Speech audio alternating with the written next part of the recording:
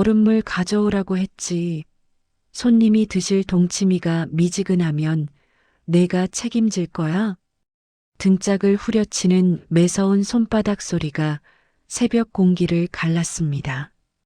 억하는 신음과 함께 저는 부엌 차가운 타일 바닥으로 고꾸라졌습니다. 남산만하게 불러온 배를 감싸쥐며 본능적으로 몸을 웅크렸습니다. 뱃속의 아이가 놀랐는지 쿵 하고 발길질을 했습니다. 영하 15도의 한파가 몰아친 새벽. 4시 난방조차 들어오지 않는 뒷베란다에서 저는 맨손으로 살얼음이 낀 동치미 국물을 퍼 나르고 있었습니다.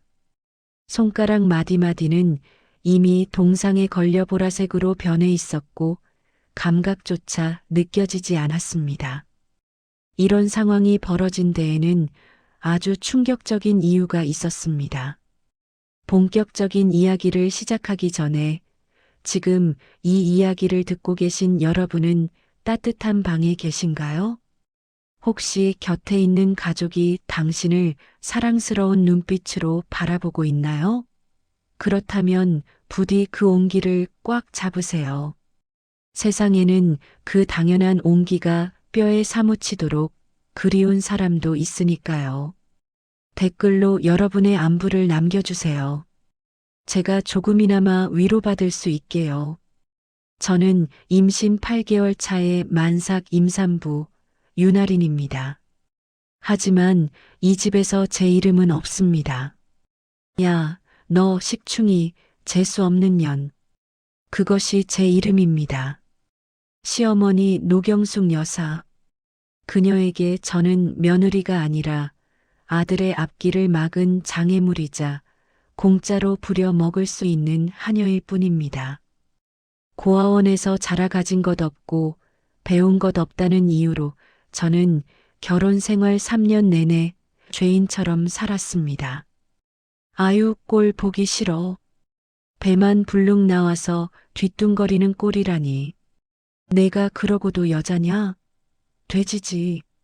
시어머니는 바닥에 주저앉은 제 머리채를 발끝으로 툭툭 찼습니다. 오늘 오시는 분이 누구신지 알지? 우리 민재가 목숨 걸고 줄을 대야 하는 회장님이야.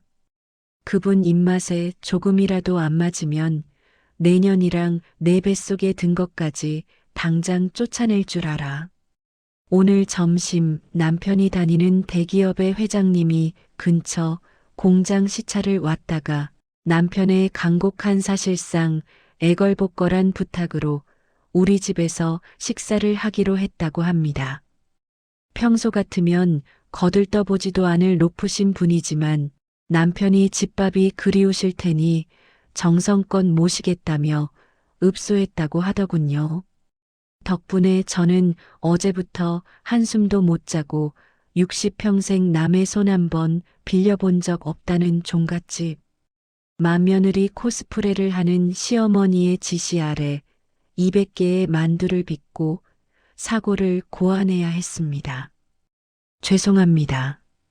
얼른 다시 준비하겠습니다. 저는 힘겹게 몸을 일으켰습니다. 무거워진 배 때문에 허리가 끊어질 듯 아팠지만 신음소리조차 낼 수 없었습니다. 아프다고 하면 유세 떤다며 물바가지가 날아올 게 뻔했으니까요. 그때 안방 문이 열리고 남편 민재 씨가 나왔습니다. 늘어진 트레이닝복 차림에 목에는 헤드셋을 걸고 있었습니다. 밤새 게임을 했는지 눈이 퀭했습니다. 아, 시끄러워 진짜. 엄마, 왜 아침부터 소리를 질러요? 나 이제 막 잠들었는데. 남편은 부엌 바닥에 엎드려 있는 저를 보고도 눈길 한 번 주지 않았습니다. 오히려 제가 길을 막고 있다는 듯 발로 슬쩍 밀어내며 냉장고로 향했습니다. 여보, 나 허리가 너무 아파서 그러는데 식탁 의자 좀. 제가 쥐어짜듯 말했습니다. 남편은 물병을 입에 대고 마시며 짜증 섞인 표정으로 저를 내려다보았습니다. 야, 너만 임신했냐? 세상 여자들 다 낳는 애 가지고 유난 좀 떨지 마.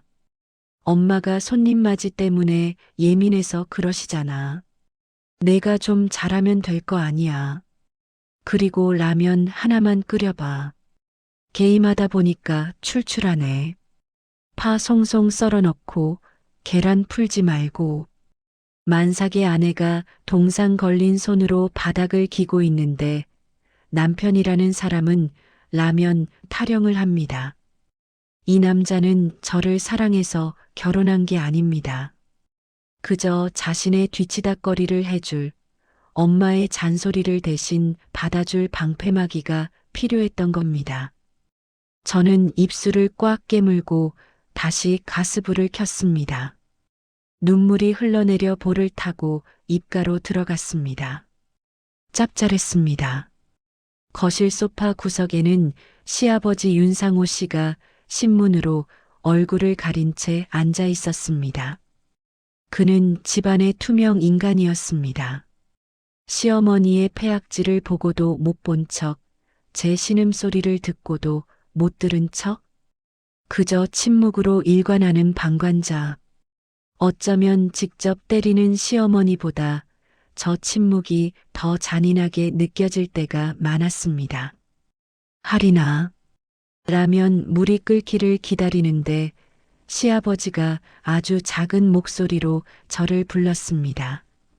신문 뒤에서 슬그머니 내민 손에는 구겨진 초코파이 하나가 들려 있었습니다. 이거 몰래 먹어라. 당 떨어진다. 시아버지는 시어머니가 볼까봐 황급히 다시 신문 뒤로 숨었습니다. 저는 그 초코파이를 받아 앞치마 주머니에 넣었습니다. 고맙다기보다 비참했습니다. 이 집에서 제가 받는 유일한 호의가 고작 구겨진 초코파이 하나라니. 아침 9시가 되자 전쟁 준비는 절정에 달했습니다. 아, 갈비찜 색깔이 왜 이래? 간장 더 넣으라고 했지. 너는 눈이 삐었냐? 시어머니는 펄펄 끓는 갈비찜 냄비를 국자로 휘저으며 제게 뜨거운 국물을 튀겼습니다. 아, 뜨거워. 손등에 화상을 입었지만 찬물에 식힐 틈도 없었습니다. 엄살 피우지 마. 손님 오시기 30분 전이야. 현관 청소 다시 하고 과일 깎아놔. 껍질 끊어지면 죽을 줄 알아. 저는 퉁퉁 부은 다리를 이끌고 걸레를 들었습니다. 배가 불러 허리를 굽히기가 힘들어 무릎을 꿇고 현관 타일을 닦았습니다. 아가야, 미안해. 엄마가 못나서 미안해. 조금만 참자. 오늘만 지나면 쉴 수 있을 거야. 뱃속의 아이에게 끊임없이 말을 걸었습니다. 이 아이만 아니었다면 저는 벌써 이 지옥 같은 곳에서 도망쳤을 겁니다. 아니, 생을 마감했을지도 모릅니다. 하지만 저와 같은 고아로 만들 수 없다는 일념 하나로 저는 이 악물고 버티고 있었습니다. 딩동 마이너스. 드디어 초인종이 울렸습니다. 오셨다. 민재야, 온 매무새 단정히 하고. 여보, 당신도 나와서 인사해요. 시어머니는 표정을 180도 바꿨습니다. 방금 전까지 악기 같던 얼굴은 온데간데 없고 세상에서 가장 인자하고 교양 있는 부잣집 사모님의 미소를 장착했습니다. 남편도 게임기를 던져두고 양복 재킷을 걸쳐 입으며 허둥지둥 나갔습니다. 저는 부엌 구석으로 몸을 숨겼습니다. 너는 나오지 마. 꼴이 그게 뭐니? 밥상이나 내오라고 할 때 조용히 내와. 손님 비위 상하게 하지 말고. 시어머니의 엄포에 저는 고개를 끄덕였습니다. 현관문이 열리는 소리가 들렸습니다. 회장님, 누추한 곳까지 왕림해 주셔서 정말 영광입니다. 남편의 아부 섞인 목소리. 반갑습니다. 장태욱입니다. 그리고 들려오는 중후하고 묵직한 목소리. 저는 갈비찜 접시를 든 손을 멈칫했습니다. 장태욱? 뉴스에서나 듣던 국내 굴지의 건설 기업 회장님. 그분이 우리 집 현관에 서 있습니다. 하지만 그때까지는 몰랐습니다. 지금 현관으로 들어오는 저 노신사가 단순히 밥을 먹으러 온 손님이 아니라 제 인생을 송두리째 뒤바꿀 구원자라는 사실을요. 그리고 제가 숨기고 있던, 아니 저조차 모르고 있었던 제 출생의 비밀이 이 지옥 같은 밥상 머리에서 밝혀지게 될 줄은 꿈에도 몰랐습니다. 부엌 문틈 사이로 회장님의 구두가 보였습니다. 낡고 해진 제 슬리퍼와 너무나 대조되는 반짝이는 구두. 이제 운명의 문이 열렸습니다. 거실의 공기는 팽팽하게 당겨진 활시위 같았습니다. 최고급 양주가 개봉되는 소리, 며느리인 저를 투명 인간 취급하며 오가는 화기애애한 대화들, 그리고 부엌 문지방 하나를 사이에 두고 흐르는 저의 식은 땀. 저는 떨리는 손으로 마지막 요리인 동치미, 항아리를 쟁반에 올렸습니다. 새벽 내내 살얼음을 깨가며 퍼담은 제 손가락의 감각과 맞바꾼 그 동치미였습니다. 여보, 뭣들 해? 회장님 목마르시잖아. 얼른 안 내오고. 시어머니의 가식적인 외침이 들려왔습니다. 여보라니. 평소엔 야 너라고 부르던 호칭이 손님 앞이라고 싹 바뀌었습니다. 저는 깊은 숨을 들이마시고 무거운 쟁반을 들고 거실로 나갔습니다. 식탁은 그야말로 진수성찬이었습니다. 전복 갈비찜, 잡채, 도미구이. 며칠 밤낮을 제가 꼬박 써서 만든 음식들이었지만 시어머니는 뻔뻔하게 미소 지으며 공을 가로채고 있었습니다. 회장님, 입에는 좀 맞으신지요? 제가 새벽부터 육수를 우려내느라 고생 좀 했습니다.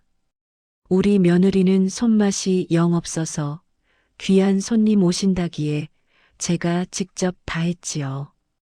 허허, 솜씨가 대단하십니다. 식당 하셔도 되겠어요.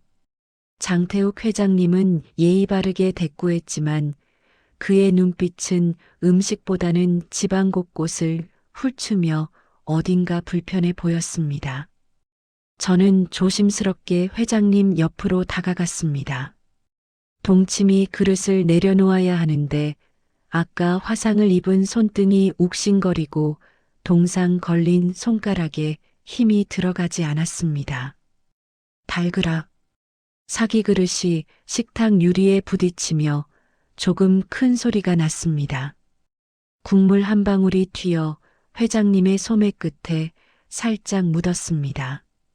저는 숨을 멈췄습니다. 어머, 이게 미쳤나? 순간 시어머니의 가면이 벗겨졌습니다. 그녀는 반사적으로 제 팔뚝을 꼬집으며 날카롭게 소리쳤습니다. 눈을 어디다 달고 다니는 거야? 귀한 분 옷에 칠칠 맞게. 시어머니의 손톱이 멍든 살을 파고들었습니다. 평소라면 머리채를 잡혔겠지만 회장님 앞이라 꼬집는 것으로 끝난 게 다행이라면 다행이었습니다. 하지만 그 꼬집음에는 사리가 담겨 있었습니다. 죄송합니다.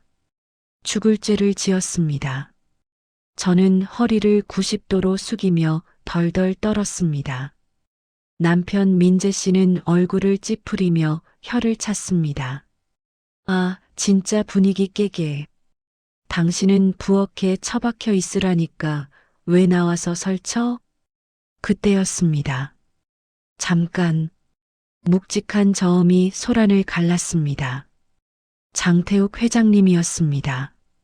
그는 닦으려던 소매를 멈추고 제 손을 빤히 바라보고 있었습니다.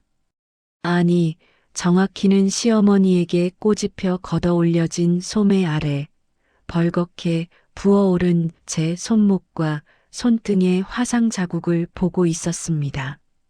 사모님, 며느님 손이 많이 다치신 것 같은데. 회장님의 눈매가 매섭게 가늘어졌습니다. 시어머니는 황급히 제 팔을 놓으며 어색하게 웃었습니다. 아유, 회장님도 참. 얘가 원래 좀 덤벙대요. 요리하다가 살짝 데었나 봅니다. 피부가 약해서 금방 빨개지네요. 호호. 대인 상처가 아닌 것 같은데요.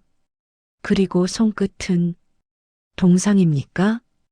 회장님의 시선은 집요했습니다. 대기업 총수의 눈. 사람을 꿰뚫어 보는 그 눈빛이 제 헐어버린 손가락 마디마디를 후쳤습니다. 아, 이건 제가 밖에서 찬물 좀 만지느라. 제가 기어 들어가는 목소리로 변명하려 하자 시어머니가 말을 잘랐습니다. 얘가 고아원에서 자라서 그래요. 험하게 커서 그런지 몸이 투박해요. 뼈대 있는 집안 교육을 못 받아서 저희가 거두고 가르치느라 아주 애를 먹습니다. 고아원. 그 단어가 나오자 회장님의 숟가락이 딱 멈췄습니다. 고아원. 이라. 회장님은 묘한 표정으로 저를 올려다보았습니다. 처음으로 눈이 마주쳤습니다. 깊고 슬픈 하지만 어딘가 뜨거운 눈동자였습니다. 이름이 어떻게 되나? 윤아린입니다. 나이는 32살입니다. 32. 회장님은 혼잣말처럼 제 나이를 되뇌었습니다. 그의 손이 미세하게 떨리는 것을 저는 보았습니다. 그는 천천히 물잔을 들여다 말고 다시 제 손목을 보았습니다. 거기엔 화상 자국 옆에 아주 오래된 흉터 하나가 있었습니다. 어릴 때 뜨거운 물에 데어서 생겼다는 나비 모양의 희미한 흉터. 회장님의 시선이 그 흉터에 고정되었습니다. 마치 자석에 이끌린 듯 그의 눈동자가 크게 흔들렸습니다. 그 흉터. 네. 회장님은 무언가 말하려다 입을 다물었습니다. 그리고는 떨리는 손으로 제가 가져온 동치미 국물을 한 숟가락 떠서 입에 넣었습니다. 순간 회장님의 표정이 굳어버렸습니다. 그는 믿을 수 없다는 듯 다시 한번 국물을 떠먹었습니다. 그리고는 젖은 눈으로 저를 바라보았습니다. 이 맛, 자네가 냈나? 네. 아, 네. 제가 간을 봤습니다만 입에 안 맞으시면. 아니야. 회장님은 고개를 저었습니다. 그의 눈시울이 붉어져 있었습니다. 내 집사람, 30년 전에 죽은 내 아내가 해주던 맛이랑 똑같군. 생강을 조금 많이 넣고 배를 갈아 넣어서 톡 쏘는 이 맛. 분위기가 이상하게 흘러가자 눈치 빠른 남편이 끼어들었습니다. 아하, 회장님, 사모님 생각이 나셨나 봅니다. 우리 집사람이 음식 솜씨 하나는 기가 막히죠. 누구한테 배웠는지는 몰라도. 누구한테 배웠나? 회장님은 남편의 말을 무시하고 저에게 물었습니다. 배운 적 없습니다. 그냥 어릴 때부터 이렇게 만들면 맛이 날 것 같아서. 기억인가? 회장님은 나지막이 중얼거렸습니다. 식사 자리는 그 뒤로 묘하게 변했습니다.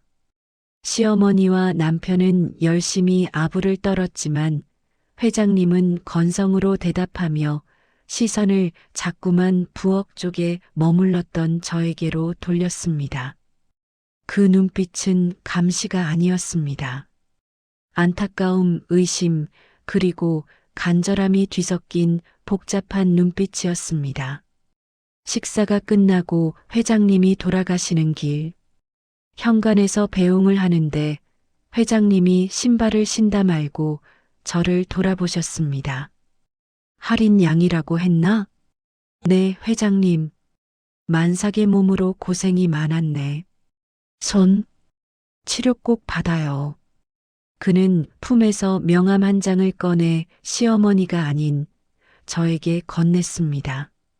그리고 혹시 어릴 때 기억이 있나? 부모님에 대한. 아니요. 저는 3살 때 보육원에 맡겨졌다고 들었습니다. 가지고 있는 건 입고 있던 베넷 저고리 한 장뿐이라. 베넷 저고리. 회장님의 눈빛이 횃불처럼 타올랐습니다. 그 저고리에 혹시 노란색 실로수가 놓여 있었나? 태양이라고. 제 심장이 쿵 내려앉았습니다. 어떻게 아는 거지? 아무에게도 말한 적 없는 장롱 깊숙한 곳에 숨겨둔 내 유일한 보물을. 네, 그걸 어떻게 해? 회장님은 대답 대신 입술을 꽉 깨물었습니다.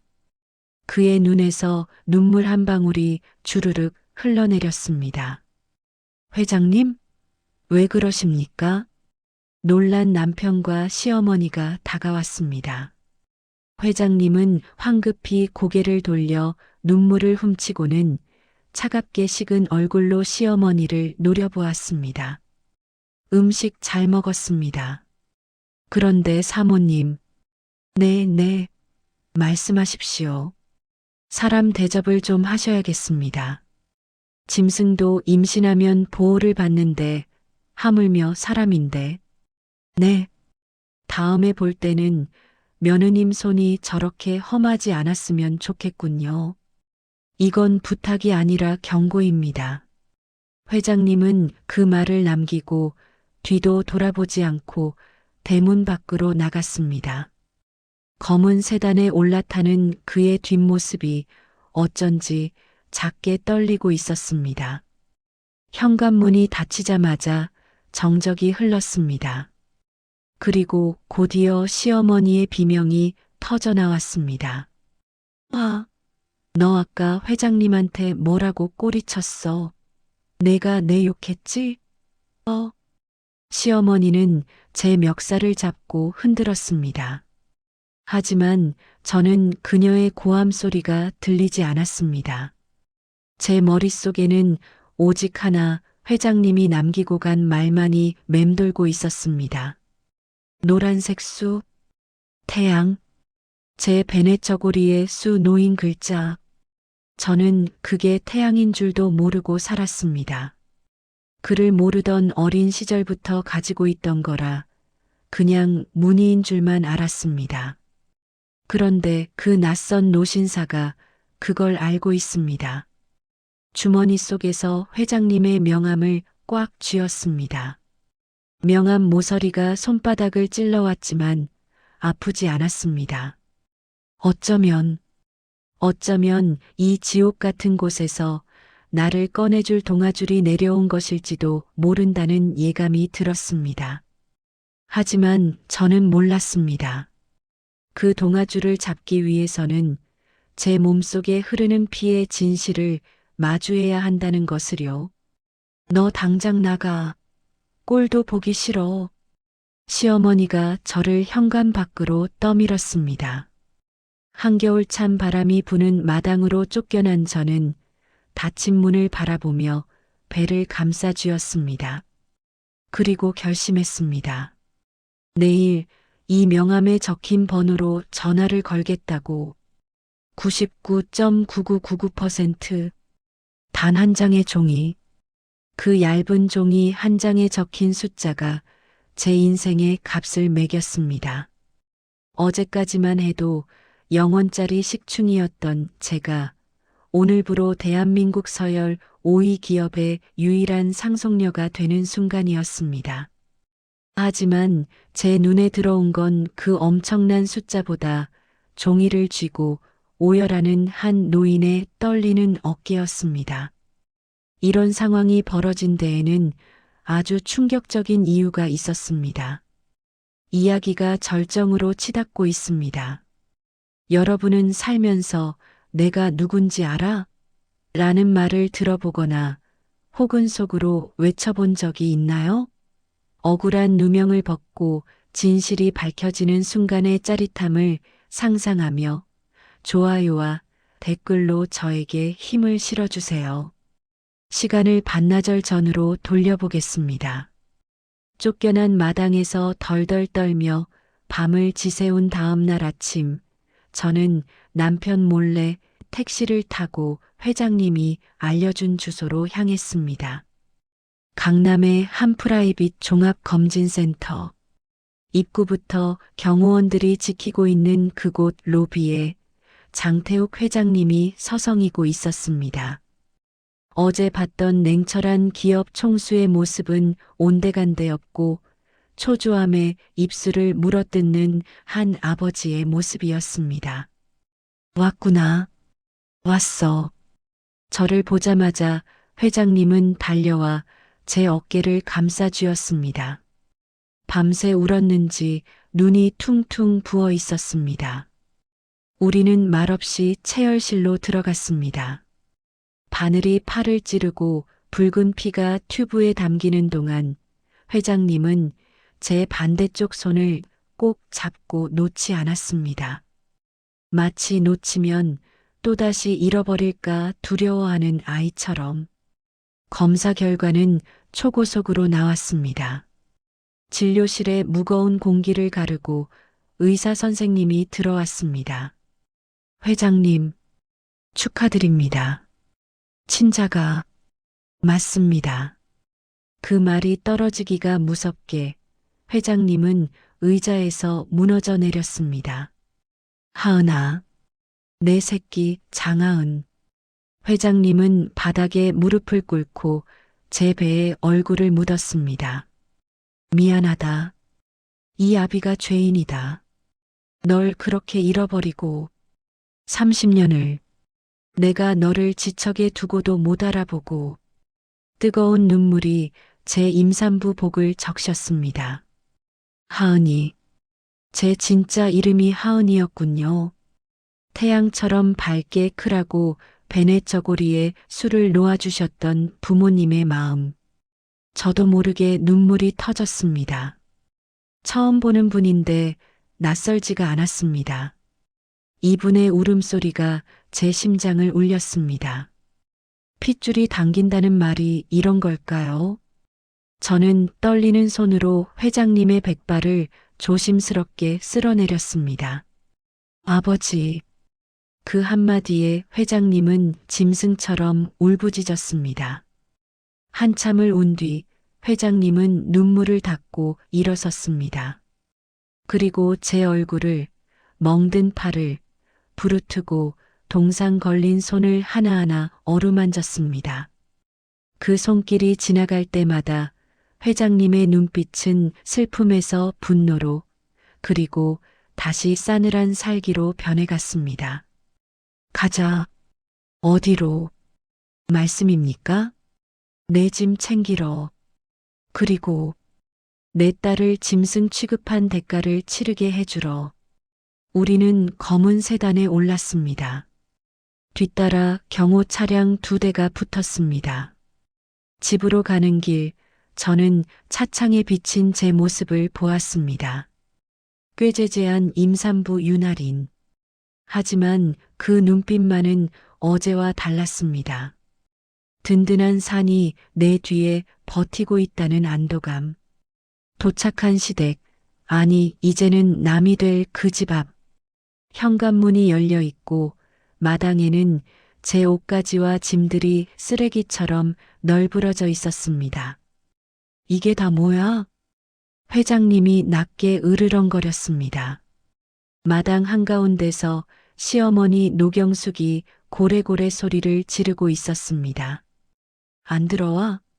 인연이 밤새 어디서 쏘다니다가 이제 기어들어와. 내 짐 다 쌌으니까 당장 나가. 이혼 서류 도장 찍기 전엔 들어올 생각도 마. 남편 최민재는 현관에 기대어 낄낄거리며 그 꼴을 구경하고 있었고, 시아버지 윤상호는 여느 때처럼 베란다 창문 너머로 못 본 척 등을 돌리고 있었습니다. 제가 차에서 내리자 시어머니가 달려들었습니다. 잘 만났다, 이년아. 감히 회장님 앞에서 내 망신을 줘? 너 때문에 민재 승진 막히면 내가 책임질 거야? 시어머니의 손이 제 머리채를 잡으려는 순간이었습니다. 탁! 누군가의 크고 두툼한 손이 시어머니의 손목을 낚아챘습니다. 장태욱 회장님이었습니다. 이거 안 나? 어떤 놈이? 헉! 고개를 돌린 시어머니의 눈이 튀어나올 듯 커졌습니다. 뒤에서 구경하던 남편 민재도 입을 딱 벌리고 얼어붙었습니다. 회장님? 시어머니는 사색이 되어 손을 덜덜 떨었습니다. 아이고, 회장님께서 여긴 어인일로. 저희 며느리가 또 무슨 사고를 쳤습니까? 제가 아주 단단히 교육을 시키는 중이었습니다만. 회장님은 시어머니의 손목을 부러뜨릴 기세로 꽉 쥐었다가 더러운 오물을 만진 것처럼 거칠게 뿌리쳤습니다. 시어머니는 엉덩방아를 찌우며 넘어졌습니다. 교육? 남의 집 귀한 딸을 데려다가 종처럼 부리는 게 너희 집안의 교육인가? 회장님의 목소리는 차가웠지만 그 안에는 용암 같은 분노가 끓고 있었습니다. 네. 아니 그게 무슨.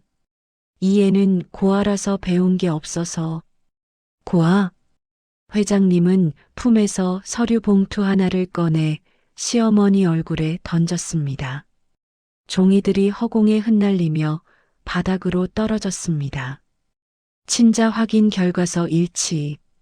바닥에 떨어진 종이를 주워든 남편 민재가 비명을 질렀습니다. 친자? 99.9%? 이게 무슨. 남편은 저와 회장님을 번갈아 보며 눈동자를 굴렸습니다. 상황 파악이 안 되는 듯 멍청한 표정이었습니다. 똑똑히 들어라. 회장님은 저를 당신의 등 뒤로 감싸 안으며 선언했습니다. 이 아이 유나리는 내 잃어버린 딸 장하은이다. 세상 모든 소리가 멈춘 듯한 고요가 마당을 덮쳤습니다. 시어머니는 입을 뻐끔거리며 숨을 쉬지 못했고 남편은 다리에 힘이 풀려 주저앉았습니다. 딸이라니요? 회장님 딸이요? 할인이가? 시어머니가 기어가는 목소리로 되물었습니다. 그래. 너희가 지난 3년 동안 식모처럼 부려먹고 짐승처럼 때리고 만삭의 몸으로 찬물에 손을 담그게 했던 그 아이가 내 딸이다. 회장님의 눈에서 살기가 뿜어져 나왔습니다. 내 딸 손에 물 한 방울 묻히는 것도 아까워서 벌벌 떨었는데 감히 너희가 동상을 입혀? 감히 내 손주를 벤 아이를 찬 바닥에 굴려? 아니, 회장님, 오해십니다. 이건 다 사랑의 매. 아니, 가족끼리 좀 티격태격한 건데. 시어머니는 급하게 무릎을 꿇고 손바닥을 비비기 시작했습니다. 비굴함의 극치였습니다. 할인아, 아니 하은아, 얘야, 내가 오해를 좀 풀어드려라. 어미가 너 미워서 그런 거 아닌 거 알지? 응? 우리 민재 봐서라도. 어머니, 제가 입을 열었습니다. 제 목소리는 더 이상 떨리지 않았습니다. 사랑에 매여? 그럼 저도 사랑을 좀 돌려드려야겠네요. 저는 바닥에 굴러다니던 짐가방에서 제가 아끼던 하지만 시어머니가 가위로 난도질해 놓은 베네저고리 조각을 집어들었습니다. 이거 우리 부모님이 주신 거라고 그렇게 사정했는데 걸레로도 못 쓴다며 자르셨죠? 아니, 그건 민재 씨. 저는 바닥에 주저앉은 남편을 내려다보았습니다. 당신은 항상 그랬지. 엄마가 시키는 거니까 어쩔 수 없다고. 나보고 참으라고. 여보, 하리나. 아니, 장하은 씨? 나는 진짜 몰랐어. 엄마가 너무 세니까 내가 막을 수가 없어서. 비겁해. 끝까지. 저는 회장님을 올려다보았습니다. 아버지, 저 집에 제 물건은 하나도 없습니다. 쓰레기통에 들어갈 것들 뿐이에요. 그냥 가요. 그래. 가자. 회장님은 제 어깨를 감싸고 뒤돌아섰습니다. 그때 뒤에서 시어머니의 악에 받친 목소리가 들렸습니다. 잠깐만. 못 가. 내 핏줄. 내 손주 뱃속에 있잖아. 애는 낳고 가야지. 우리 민재애잖아. 회장님의 딸이라는 걸 알게 되자마자 뱃속의 아이가 돈줄로 보였나 봅니다. 정말 구제불능인 인간들입니다. 회장님이 멈춰섰습니다. 그리고 천천히 고개를 돌려 그들을 내려다보았습니다. 착각하지 마라. 그 아이는 내 딸의 아이다. 너희 같은 쓰레기들의 피는 한 방울도 섞이지 않았어. 그게 무슨 말도 안 되는. 두고 보면 알겠지. 그리고 기대해라. 내 딸이 흘린 눈물 한 방울당 피눈물 한 말씩 흘리게 해줄 테니. 회장님의 손짓에 경호원들이 앞으로 나섰습니다. 법무팀 불러. 이 집구석 샅샅이 뒤져서 학대 증거 하나도 남김없이 찾아내. 그리고 당장 이 사람들 내 눈앞에서 치워. 우리는 대문을 나섰습니다.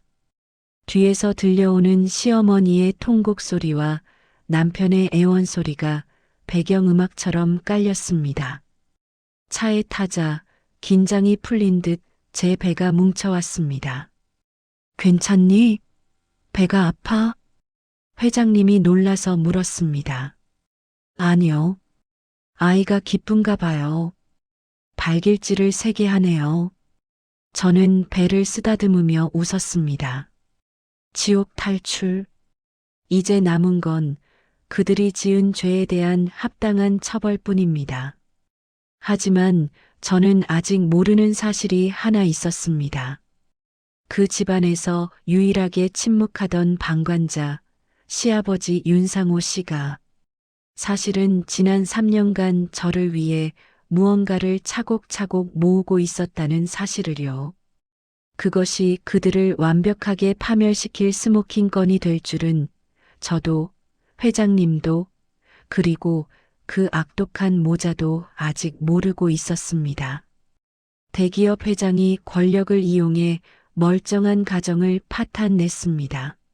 만삭인 제 며느리를 납치해 갔다고요. 여러분, 이게 말이 됩니까? 병원 VIP 병실의 대형 TV 화면 속에서 시어머니 노경숙 씨가 머리를 산발한 채 오열하고 있었습니다. 수십 개의 마이크 앞에서 그녀는 세상에서 가장 억울한 피해자 연기를 하고 있었습니다. 옆에 선 남편 최민재는 고개를 푹 숙인 채 아내와 아이를 돌려달라며 눈물을 훔치는 신용을 했습니다. 이런 상황이 벌어진 데에는 아주 충격적인 이유가 있었습니다. 결말을 향해 달려가는 지금 여러분께 묻습니다. 방관자도 가해자다라는 말에 동의하시나요? 아니면 침묵할 수밖에 없는 이유가 있다고 생각하시나요? 오늘은 그 침묵 속에 감춰져 있던 날카로운 칼날에 대해 이야기해 보려 합니다. 댓글로 여러분의 생각을 남겨주세요. 저들이 저렇게 당당하게 나오는 이유는 단 하나였습니다. 증거가 없다고 믿기 때문입니다. 집안에서 일어난 은밀한 폭력, CCTV도 없는 사각지대에서 벌어진 학대를 증명할 길이 없다고 판단한 것이죠. 여론은 반반으로 갈렸습니다. 돈으로 핏줄을 뺏어갔다는 자극적인 헤드라인이 인터넷을 도배했습니다. 아버지, 저 사람들 정말 뻔뻔해요. 제가 나가서 인터뷰라도 할까요? 제가 분노에 차서 몸을 일으키려 하자 창가에 서 있던 장태욱 회장님, 아니 아버지가 저를 말렸습니다. 하은아, 진흙탕 싸움에 귀한 내 발을 담글 필요 없다. 짖는 개는 몽둥이가 약이지. 아버지의 표정은 너무나 평온해서 오히려 무서울 정도였습니다. 그때 병실 문이 열리고 비서실장이 들어왔습니다. 회장님, 손님이 오셨습니다. 들여보내게. 들어온 사람은 놀랍게도 시아버지 윤상호 씨였습니다. 며칠 사이 10년은 늙은 듯한 초췌한 얼굴. 그는 낡은 점퍼 차림으로 쭈뼛거리며 들어와 아버지 앞에 무릎을 꿇었습니다. 회장님, 죽을 죄를 지었습니다. 시아버님? 제가 놀라 부르자 그는 저를 쳐다보지도 못하고 고개를 떨구었습니다. 하리나, 아니 하은아, 미안하다. 정말 미안하다.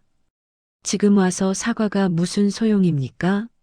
당신 아내와 아들이 밖에서 무슨 짓을 하고 있는지 모르십니까? 아버지가 차갑게 일갈했습니다. 압니다. 그래서 이걸 가져왔습니다.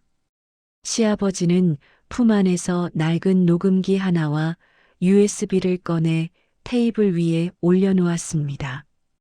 저는 겁쟁이였습니다. 아내의 성질이 무서워서 아들이 기죽을까봐 내가 당하는 걸 보고도 못 본 척했습니다. 비겁한 가장이었습니다. 그의 목소리가 떨렸습니다. 하지만 손주까지 그 지옥에서 살게 할 순 없었습니다. 언젠가 내가 도망칠 때 혹은 소송이라도 하게 될 때 도움이 될까 싶어 3년 전부터 모아온 것들입니다. 비서실장이 USB를 노트북에 연결했습니다. 곧이어 스피커를 통해 지옥 같았던 그 집의 소리가 흘러나왔습니다. 야, 이년아. 임신한 게 유세냐? 밥값이 아까우면 일이라도 똑바로 해. 어머니, 잘못했어요. 배가 너무 아파서. 아파? 확 유산이라도 시켜줘? 어차피 고아년 핏줄인데. 제가 겪었던 그 새벽의 폭언, 물건이 날아다니는 소리, 남편의 비웃음 소리까지 모든 것이 적나라하게 담겨 있었습니다.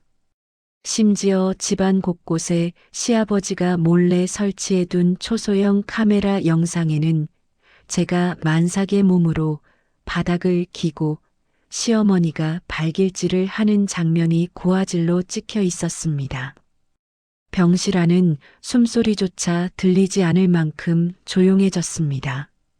아버지는 눈을 감고 그 끔찍한 소리들을 듣고 있었습니다. 주먹을 얼마나 세게 쥐었는지 손마디가 하얗게 질려 있었습니다. 이걸 왜 이제야 공개하는 겁니까? 아버지가 낮게 물었습니다.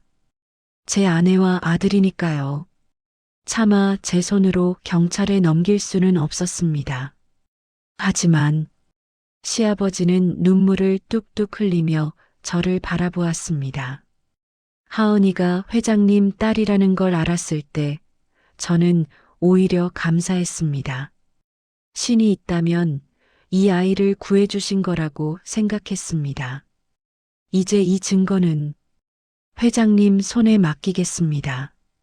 저들을 벌해주십시오. 저도 방조범으로 같이 처벌받겠습니다. 시아버지는 바닥에 머리를 박고 오열했습니다. 그 굽은 등이 너무나 작아 보였습니다.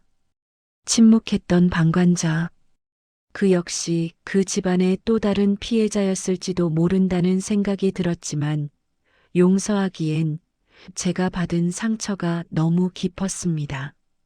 알겠습니다. 이 증거 아주 유용하게 쓰겠습니다. 아버지는 비서실장에게 눈짓했습니다. 언론사에 엠바고 풀고 지금 즉시 배포해. 경찰청장에게도 직접 전달하고. 반격은 순식간이었습니다. 시어머니의 거짓 기자회견이 끝난 지 정확히 1시간 뒤 모든 방송사와 포털 사이트에 충격 단독이라는 타이틀로 영상과 녹취록이 공개되었습니다. 대기업 며느리 납치설은 현대판 노예 며느리 사건으로 뒤집혔습니다. 국민들은 경악했습니다. 영상 속에서 임산부를 발로 차고 영하의 날씨에 베란다에 가두는 시어머니의 모습은 악마 그 자체였으니까요. 병원 TV 채널을 돌리자 뉴스 속보가 나오고 있었습니다. 속보 며느리 학대 노모 씨와 남편 최모 씨 특수 폭행 및 감금 혐의로 긴급 체포. 화면이 바뀌고 시댁, 아니 그 악마들의 속을 앞이 비춰졌습니다. 경찰들이 들이닥쳤고 수갑을 찬 시어머니와 남편이 끌려 나오고 있었습니다. 이거나 내가 누군지 알아? 우리 사돈이 회장님이야. 이거 안 풀어? 시어머니는 끝까지 상황 파악을 못하고 경찰에게 발길질을 해대고 있었습니다. 마스크도 쓰지 않은 채 고래고래 소리를 지르는 그 추한 민낯이 전 국민에게 생중계되었습니다. 남편 최민재는 고개를 푹 숙인 채 카메라를 피하고 있었습니다. 기자들이 마이크를 들이댔습니다. 아내분께 하실 말씀 없습니까? 폭행 혐의 인정하십니까? 남편은 기어 들어가는 목소리로 중얼거렸습니다. 엄마가 다 시킨 거예요. 저는 몰랐어요. 끝까지 비겁했습니다. 35 먹은 남자가 수갑을 찬 순간에도 엄마 핑계를 대고 있었습니다. 저는 그 모습을 보며 묘한 감정을 느꼈습니다. 통쾌함보다는 허무함이었습니다. 저런 짐승 같은 사람들 밑에서 저런 비겁한 남자를 남편이라고 믿고 3년을 버틴 제 자신이 가여워서 눈물이 났습니다. 보지 마라. 태교에 안 좋다. 아버지가 리모컨으로 TV를 꺼버렸습니다. 그리고 따뜻한 손으로 제 어깨를 감싸주셨습니다. 이제 다 끝났다. 저들은 법이 허용하는 최고의 형량을 받게 될 거다. 내가 가진 모든 변호인단을 써서라도 평생 감옥에서 썩게 만들 테니까. 아버지, 고마워요. 아니야. 늦게 찾아서 미안하다. 정말 미안해. 그날 저녁 인터넷 여론은 완전히 뒤집혔습니다. 시어머니와 남편의 신상이 털리고 과거의 악행들까지 줄줄이 올라왔습니다. 남편이 게임에서 현질유료 결제하느라 제 결혼 예물을 몰래 팔아먹은 사실, 시어머니가 동네 상인들에게 갑질했던 영상까지. 그들은 사회적으로 완벽하게 매장당했습니다. 그리고 며칠 뒤 구치소에서 편지 한 통이 왔습니다. 발신인은 최민재. 하리나. 아니 하은아. 내가 잘못했어. 한 번만 용서해줘. 우리 아이 아빠잖아. 나 전과자 되면 우리 애 나중에 학교 가서 어떻게 얼굴 들고 다녀? 제발 탄원서 좀 써줘. 구구절절한 변명과 협박이 섞인 편지. 저는 그 편지를 읽지도 않고 찢어 쓰레기통에 버렸습니다. 아가야, 잘 봐. 저는 뱃속의 아이를 쓰다듬으며 속삭였습니다. 세상에 용서받을 수 없는 죄도 있단다. 그리고 내 아빠는 이제 없어. 너한테는 세상에서 제일 멋진 할아버지와 강해진 엄마만 있을 뿐이야. 창밖으로 눈이 내리고 있었습니다. 파트 1의 그 새벽처럼 차가운 눈이었지만 따뜻한 병실 안에서 보는 눈은 포근해 보였습니다. 이제 정말 겨울이 끝나가고 있었습니다. 하지만 저에게는 아직 마지막 관문이 남아 있었습니다. 바로 새로운 생명의 탄생, 그리고 유나린이 아닌 장하은으로서의 새로운 삶을 시작하는 것. 상처 위에 새살이 돋아나듯 저는 이제 다시 태어날 준비를 마쳤습니다. 우렁찬 울음소리가 분만실을 가득 채웠습니다. 창밖에는 벚꽃이 흩날리는 4월의 봄날이었습니다. 그날 새벽의 차가운 냉기는 온데간데 없고 따스한 햇살이 창문을 통해 쏟아져 들어오고 있었습니다. 간호사가 핏덩이 같은 아이를 제 가슴 위에 올려주었습니다. 축하합니다. 아주 건강한 아드님이에요. 작고 붉은 생명체, 꼬물거리는 손가락이 제 살에 닿는 순간 지난 3년간의 지옥 같았던 기억들이 눈 녹듯 사라지는 기분이었습니다. 수고했다. 정말 수고했어, 내 딸. 보호자 대기실에서 뜬 눈으로 밤을 지새운 아버지, 장태욱 회장님이 들어오셨습니다. 평소에 냉철한 회장님 모습은 어디 가고 땀범벅이 된 채 눈시울이 붉어진 영락없는 할아버지의 얼굴이었습니다. 아버지, 아이 좀 안아보실래요? 내가 이렇게 작아서 부서지면 어떡하니? 대한민국 경제를 움직이는 큰 손이 3kg 남짓한 아기 앞에서는 벌벌 떨고 있었습니다. 조심스럽게 아이를 받아든 아버지의 손이 미세하게 떨렸습니다. 아버지는 아이의 이마에 입을 맞추며 속삭였습니다. 안녕, 아가야. 할아버지란다. 늦게 와서 미안해. 이제부턴 할아버지가 다 막아줄게. 비도, 바람도, 나쁜 사람들도 다. 그 약속은 빈말이 아니었습니다. 계절이 2번 바뀌는 동안 악인들에 대한 심판은 가혹하고 철저하게 진행되었습니다. TV 뉴스에서는 그들의 판결 소식이 들려왔습니다. 며느리 상습 폭행 및 감금 혐의로 기소된 노모 씨에게 징역 5년, 이를 방조하고 가담한 남편 최모 씨에게 징역 3년이 선고되었습니다. 재판부는 가족이라는 이름으로 자행된 잔혹한 범죄라며 검찰 구형보다 높은 중형을 선고했습니다. 감옥에 갇힌 시어머니는 끝까지 난동을 부리다 독방에 수감되었고 전 남편 최민재는 감방 동기들에게 엄마 없이는 밥도 못 먹는 마마보이라며 조롱거리가 되었다는 소문이 들려왔습니다. 그리고 시아버지 윤상호 씨, 그는 방조 혐의로 집행유예를 선고받았습니다. 하지만 그는 스스로 감옥행을 택하듯 시골의 작은 암자로 들어갔다고 했습니다. 얼마 전 집으로 작은 소포 하나가 배달되었습니다.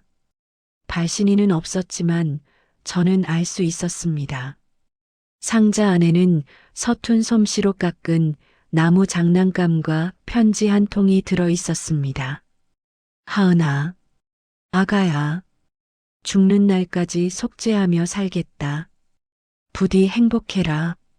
저는 그 장난감을 아이의 방 한구석에 놓아두었습니다. 용서한 건 아니지만 그가 마지막에 내민 용기까지 미워할 수는 없었으니까요. 하은아, 날씨 좋은데 정원에 나가서 차라도 한잔할까? 거실에서 아버지의 목소리가 들려왔습니다. 네, 나가요.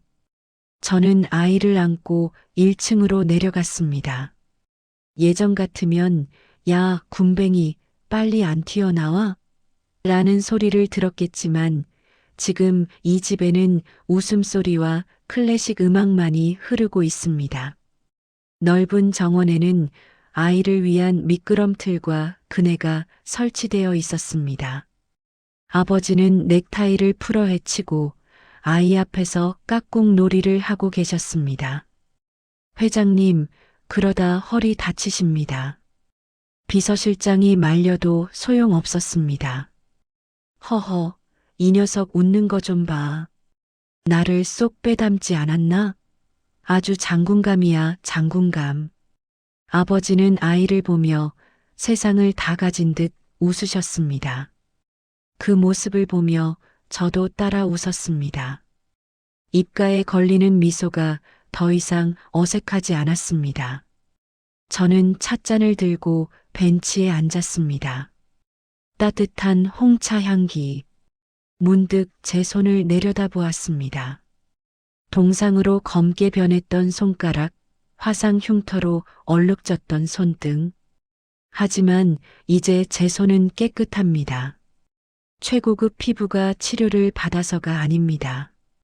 더 이상 찬물에 손을 담그지 않아도 되고 누군가에게 맞을까봐 웅크리지 않아도 되기 때문입니다.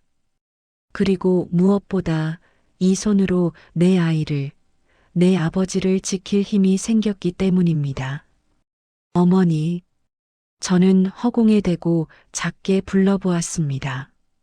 낳아주신 어머니는 얼굴조차 모르지만 이제는 느낄 수 있습니다.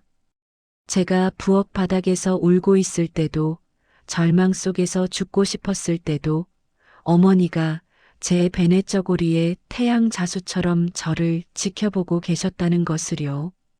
고마워요. 버티게 해주셔서, 그리고 이 사람들을 만나게 해주셔서. 바람이 불어와 제 머리카락을 간지럽혔습니다. 이제 저는 유나린이라는 불행했던 껍데기를 완전히 벗어버렸습니다. 저는 장태욱의 딸이자 한 아이의 엄마 그리고 당당한 제 자신, 장하은입니다. 제 아이의 이름은 건우라고 지었습니다. 세울 건 지부. 누구에게도 흔들리지 않고 스스로 튼튼한 집을 짓고 살라는 뜻입니다. 저처럼 남의 집 눈칫밥 먹지 말고 세상의 주인이 되어 살라는 염원을 담았습니다. 하은아, 뭐해? 건우가 엄마 찾는다. 네, 가요. 저는 찻잔을 내려놓고 아이에게 달려갔습니다. 넘어져도 일으켜줄 아버지가 있고 나만 바라봐주는 아이가 있는 살. 상처 위에 세워진 이 삶은 이전보다 훨씬 단단하고 견고합니다. 여러분, 긴 이야기 들어주셔서 감사합니다. 혹시 지금 차가운 바닥에 웅크려 울고 계신 분이 있나요? 끝이 보이지 않는 터널 속에 갇힌 것 같으신가요? 포기하지 마세요. 당신의 베넷 저고리 어딘가에도 반드시 당신을 비추는 태양이 숨겨져 있을 테니까요. 겨울이 아무리 길어도 봄은 반드시 옵니다. 저 장하은처럼요. 지금까지 제 이야기를 들어주신 여러분 모두 행복하세요.